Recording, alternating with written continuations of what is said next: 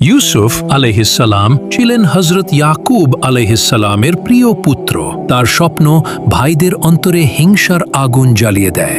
একদিন ভাইরা তাকে দূর প্রান্তরে নিয়ে গিয়ে গভীর কূপে নিক্ষেপ করে আর মিথ্যা রক্তমাখা জামা পিতার কাছে নিয়ে যায়। অন্ধকার কূপে একাকী থেকেও ইউসুফ আলাইহিসসালাম আল্লাহর উপর ভরসা রাখেন। তার অন্তর ছিল ধৈর্যে দৃঢ়। একটি কাফেলা পানি তুলতে এসে তাকে কূপ থেকে উদ্ধার করে আল্লাহ গোপনে তার জন্য পথ খুলে দেন। কাফেলা তাকে মিশরে নিয়ে যায় এবং অল্প মূল্যে বিক্রি করে দেয়। মিশরের এক প্রভাবশালী ব্যক্তি আল আজিজ তাকে ক্রয় করে স্নেহে লালন করতে থাকেন। সময়ের সাথে ইউসুফ আলাইহিসসালাম সৌন্দর্য ও প্রজ্ঞায় অনন্য হয়ে ওঠেন।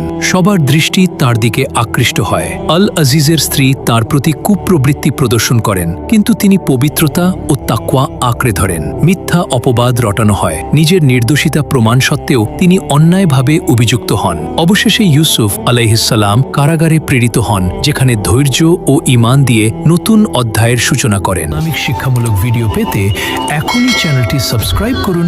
জাযাকাল্লাহু খাইর।